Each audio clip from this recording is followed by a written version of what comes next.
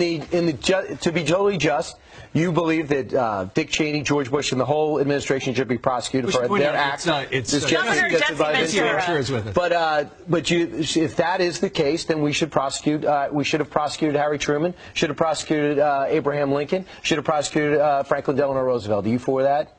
They're dead. But if you talk about justice, they're dead. So if they weren't, would you prosecute reality. You're giving me a hypothetical that's bullshit. I'm giving you a hypothetical because you're making up Rosie O'Donnell-like scandals that says that 9/11 was an inside job. Well, why are you not allowed to ask anything about it? No, why, when you approach the government, I approach the government. I read everything possible. I watched all the hearings. You're right. I haven't read. You looked at my reading list. Have you read the 9/11 report and you think it's a piece of fiction? No, I believe everything in it. I believe my government's never lied to me, have they? Let's see, where should we start? The Gulf of Tonkin incident? Now that took us into war in Vietnam. They've now admitted it was a lie. So 58,000 of my generation were killed based upon a lie. But that doesn't count, does it? What does that have to do with 9/11? That shows that we will lie to go to war. We've been doing it for years. We will continue to do it.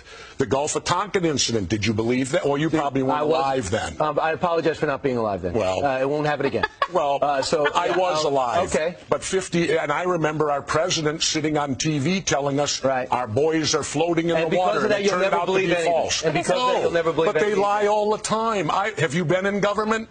No, I have. All right, so that's for. So I've never been in the NFL, but I can watch a football game and judge what's going on. Why do we have the CIA embedded in all state government when their mission statement says that they're not? The question. If you just say one thing, you don't think the CIA has our best interest in mind. You don't think our intelligence branch. I never said any of that. But your questions and conclusions only lead to that one statement. That you think everyone's against America, the government's against America. True. Always remember, dissension's the greatest form of patriotism. Tom Jefferson said that.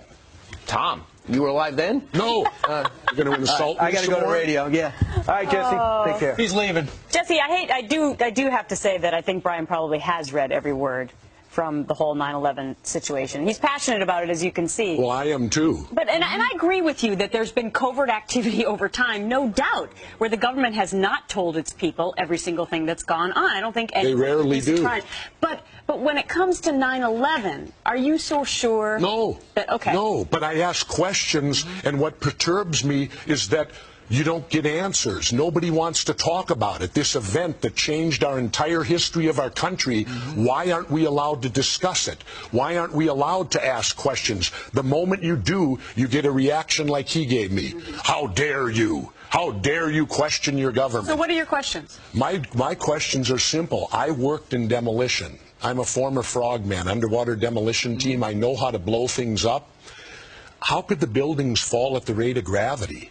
Basic physics tells you that can't happen. Yeah. And how did the cement get so pulverized? Just simply from falling, it was blown into dust? What energy was required to pulverize all that cement into dust? So what conclusion do you draw? I don't know. But I certainly question, and yet I'm attacked when I question. You notice how if you bring up 9/11 and they have any questions about it, immediately everyone attacks you over it, tells you you're crazy, calls you Rosie O'Donnell, insult you. Why? Because I ask questions? I think a lot of people, Jesse, figure, well, you know, that 9/11 report came out, it said it was those guys over there, it was those Al-Qaeda guys. So people just go, okay. They've formulated an opinion in reasoned manner, and that's what happened. Now, they can't know for sure that all of that happened per se, but, you know, you do ask a lot of questions, and that's what your book is about. Don't Start the Revolution Without Me is about. It's about asking questions. And I thought in our country that was good. In this country, I thought before 9/11 it was good to ask questions. It was challenge authority. Challenge authority. But now apparently we've changed to where you're not allowed to challenge authority. You have to accept what the government tells you, keep your mouth shut, and stay in line.